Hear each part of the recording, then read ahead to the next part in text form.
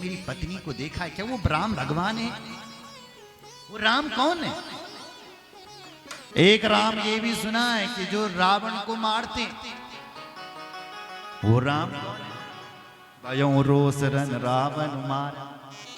रावण को मारने वाला राम कौन है? प्रभु सोई राम की अपर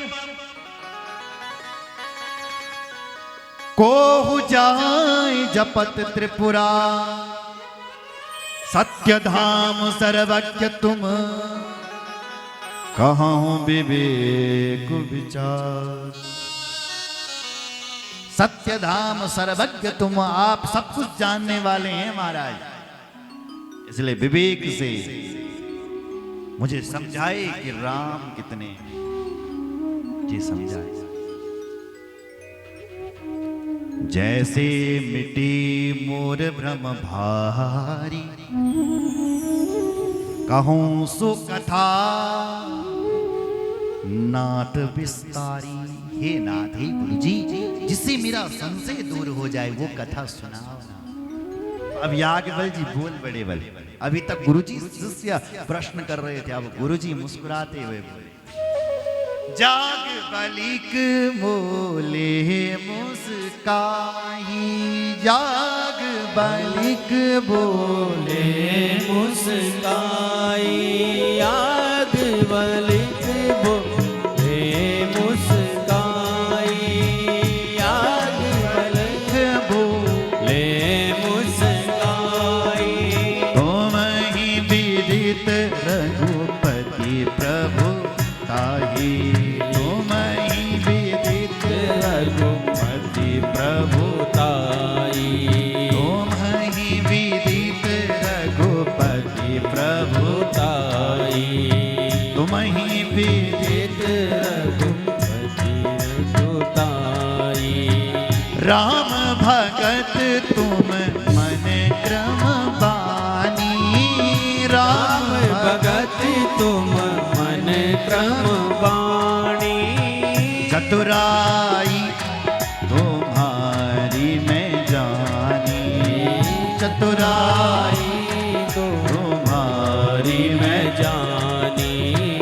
चतुराई तुम्हारी मैं जानी। चतुराई तुम्हारी मैं जानी।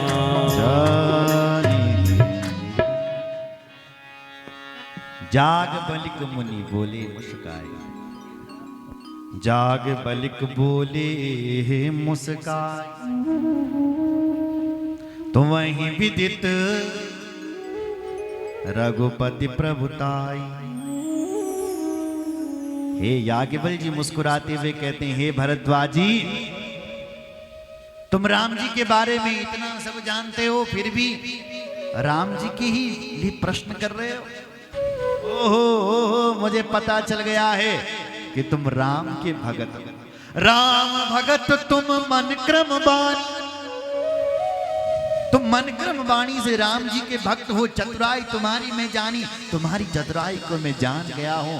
क्यों? क्योंकि चाहूं सुने राम गुण गूढ़ा। तुम मुझसे राम कथा पूछना चाहते हो ना, इसलिए ही तुमने ऐसे प्रश्न किए। तुम मुझसे राम कथा पूछना चाहते हो। राम कथा शशि किरण समाना। संत चकोर करहि जेहि पाना। राम कथा का तो रसस्वादन करके बड़े बड़े संत पक्षी बनकर के कथा सुन लेते हैं। जब काकभुसुंडी जी ऊंचे पर्वत के शिखर पर कथा का शुभारंभ करते हैं तो पक्षीराज गरुड़ भी उनकी शरण ले लेते हैं। कहां गरुड़ जी और कहां काकभुसुंडी जी, फिर भी पक्षियों के राजा गरुड़ शरणागति लेते हैं और कहते हैं कि हे महाराज, राम कथा सुनाइए, हम राम कथा के इच्छुक हैं।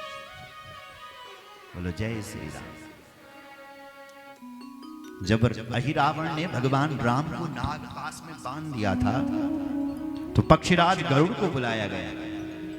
गरुड़ जी ने नागपाश से भगवान को मुक्त किया, लेकिन गरुड़ जी को अभिमान हो गया कि ये कैसे भगवान है जिनको मैं मुक्त कर रहा हूं। वो गरुड़ जी के मन में संशय लेकर के भगवान शिव जी के पास पहुंचे। शिव जी कहते हैं ये पक्षी है, इसकी पक्षियों की भाषा में समझाना पड़ेगा।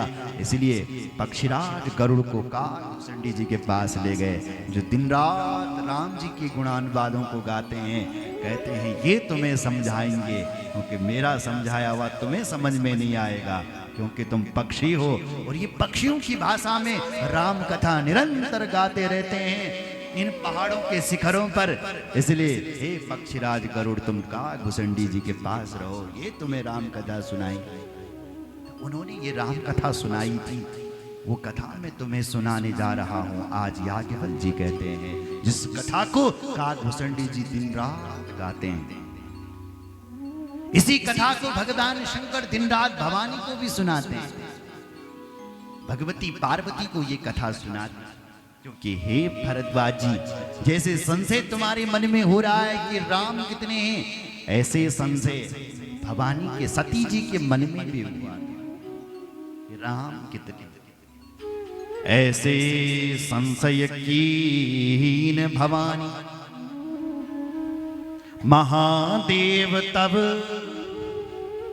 कहा बखानी। ऐसे संशय तो भवानी ने भी किया था। तब महादेव जी ने राम कथा सुनाई थी भूषण जी। भरद्वाज बोलो जय श्री राम। मीठी कथा है ये, मीठी कथा। कौन सी कथा है? भवरोग की मीठी कथा, जन्म मरण से छुटकारा पाने वाली कथा है राम कथा। कितना प्यारा नाम है राम। बोलो ना राम। हर कोई बोल सकता है। कृष्ण बोलो, कृष्ण। कृष्ण बोलो, कृष्ण। नहीं बोल पाओगे। कृष्ण टेढ़ा करना पड़ता है ना, कृष्ण नाक से उच्चारण। हमारे व्याकरण में यम गणना नाम नासिका च, इन शब्दों का उच्चारण नासिका से होना चाहिए। तो कृष्ण कृष्ण ऐसा होगा। नाम भी टेढ़ा, कृष्ण भगवान रहते भी टेढ़े, मुकुट भी टेढ़ा, झूला भी टेढ़ा। भगवान कृष्ण का सब कुछ टेढ़ा है, लेकिन राम जी का सब कुछ सीधा। राम खड़े भी सीधे हैं, राम नाम भी सीधा है, सब बोल पाते हैं। क्यों जी? बोलो जय सिया राम।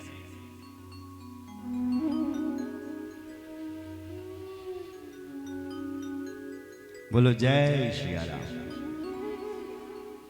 तो याज्ञवल्क्य जी कहते हैं यही प्रश्न एक बार भगवती सती